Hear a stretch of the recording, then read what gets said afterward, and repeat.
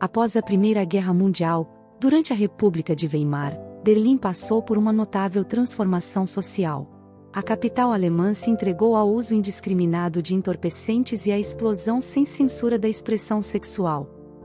Nesse período, lésbicas, travestis, transgêneros e homossexuais masculinos experimentaram uma aceitação e tolerância sem precedentes em escala global. Isso se deveu em grande parte à participação ativa de ativistas alemães na luta pelos direitos e na reformulação da lei que criminalizava a homossexualidade, o temido parágrafo 175. Em Berlim, havia 500 locais de encontro para o público gay. O famoso Cabaré Eldorado era um deles, e sua fachada, desde o princípio, proclamava sua irreverência. É aqui que tudo acontece. Eldorado era um ambiente à frente do seu tempo, e era o lugar ideal para lidar com a crescente diversidade sexual. O cabaré atraiu visitantes estrangeiros e até soldados que retornaram da Primeira Guerra com uma postura sexual diferente da que possuíam alguns anos antes.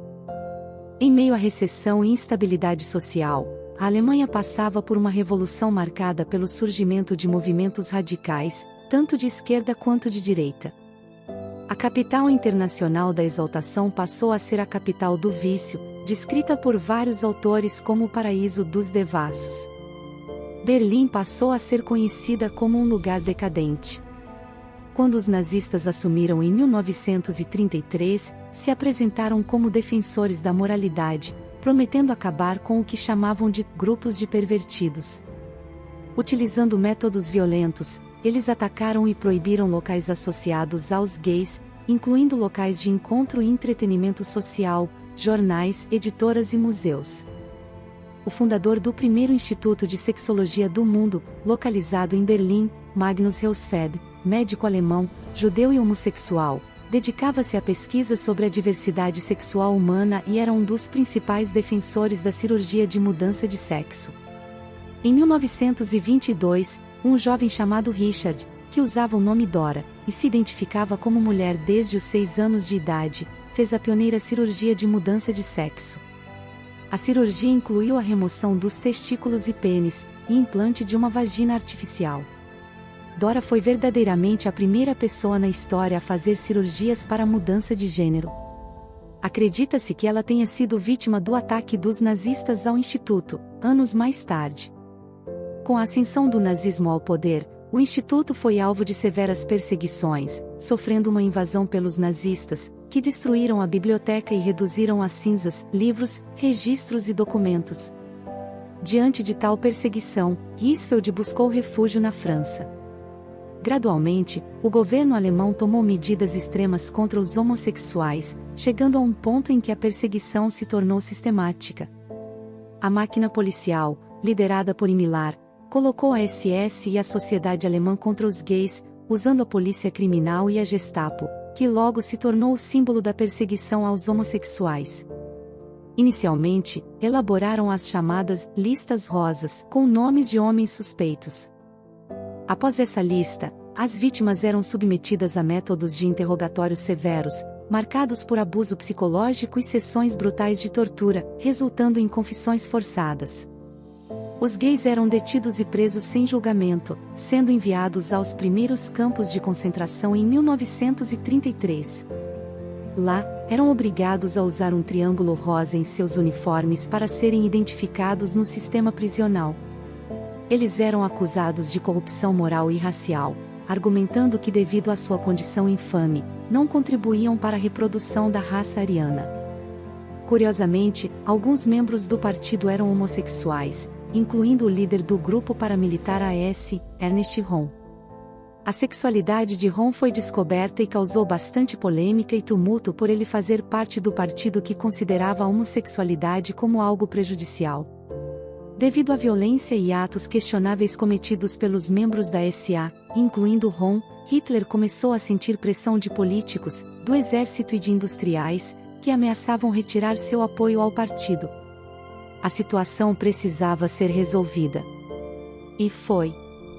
Em 30 de junho, quase 100 homens da SA, incluindo Röhm, foram massacrados e mortos durante a chamada Noite das Facas Longas. A SS promoveu esse evento violento, liderada por Himmler e com a participação do próprio Hitler. A morte de Ron e outros líderes da SA alterou a abordagem da propaganda nazista em relação à homossexualidade. As medidas contra os homossexuais se tornaram mais severas, retratando esses grupos como infratores e, portanto, inimigos do Estado. Em 1935, Hitler reformulou o parágrafo 175 para que a perseguição, deportação, prisão e o extermínio dos homossexuais fossem sistematicamente posto em prática. A nova versão nazista considerava os comportamentos íntimos e sexuais dos gays como crimes. O Ministério da Justiça fez uma alteração no parágrafo 175, ampliando a categoria de atividades criminalmente indecentes entre homens para incluir qualquer ato que pudesse ser interpretado como homossexual. Mais tarde, os tribunais decidiram que até mesmo a simples intenção ou pensamento sobre atos homossexuais era motivo suficiente para a prisão. Os gays eram enviados aos campos de concentração e vinham de todas as camadas da sociedade alemã. Eram um dos grupos mais maltratados nos campos, onde eram sujeitos a surras, estupros coletivos e também eram usados como cobaias em experimentos nazistas, resultando em mutilações e até mesmo morte, sem contribuir para nenhum avanço científico. Os nazistas criaram políticas para curar os gays. A castração química foi a técnica usada para eliminar o desejo homossexual. Eles eram humilhados constantemente, e na sua maioria, eram selecionados para trabalhar em tarefas perigosas, como pedreiras ou fábricas subterrâneas. Alguns prisioneiros jovens recebiam proteção de capos, ganhando comida extra, mas isso não os salvava da brutalidade dos guardas ou da morte inevitável, quando eram substituídos por outros recém-chegados com triângulos rosas no campo. Alguns homossexuais prestavam serviços nos escritórios, mas para muitos, a sobrevivência temporária só era possível em troca de favores sexuais. Rudolf Hess, o comandante de Auschwitz, mencionou em suas memórias: os homossexuais eram segregados para evitar que a homossexualidade se espalhasse entre os outros detentos, e também entre os guardas. Em outubro de 1936, Himmler criou o escritório central do Reich para combate ao aborto e à homossexualidade. Na visão de Himmler, a homossexualidade e o aborto eram ameaças à taxa de natalidade da raça ariana alemã, o que, segundo ele, poderia prejudicar o futuro do povo alemão. Entre 1937 e 1939, os nazistas intensificaram a perseguição aos homossexuais.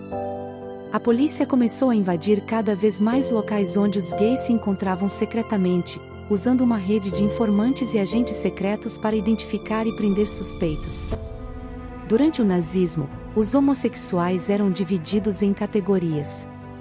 Os homossexuais arianos tinham mais chances de sobrevivência nos campos, porém se ele fosse, além de gay, um judeu ou cigano, sofreria toda a carga de punição por motivos raciais e não pela sua condição sexual. Os gays que possuíam recursos financeiros podiam tentar esconder sua verdadeira orientação sexual, não só rompendo seus círculos de amizade como também se mudando de cidades ou até mesmo arrumando casamentos por conveniência. Na ocasião, o termo homossexual era designado apenas aos homens, e somente eles usavam o triângulo rosa. As mulheres lésbicas eram classificadas como antissociais, e identificadas nos campos por triângulos pretos. A perseguição era diferenciada pelo fato dos nazistas acreditarem que a lesbianidade poderia ser contida e revertida. O pânico instaurado fez com que muitas lésbicas fossem obrigadas a adotar padrões tradicionais de gênero, desde a mudança no vestuário até casamentos heterossexuais. A sobrevivência consistia em desempenhar a função feminina imposta pelos nazistas, contrair matrimônio, procriar e zelar pela família. A população gay que padeceu nos campos de concentração continuou a ser perseguida e condenada ao aprisionamento mesmo depois do final da guerra. A marginalização da homossexualidade na Alemanha resistiu por boa parte do século XX. Os direitos dos gays só passaram a ser reconhecidos na década de 1990, quando o governo alemão reconheceu os homossexuais perseguidos como vítimas do regime nazista. Os resquícios do parágrafo 175 durou até 1994, quando finalmente tiraram da legislação toda e qualquer forma de perseguição aos gays.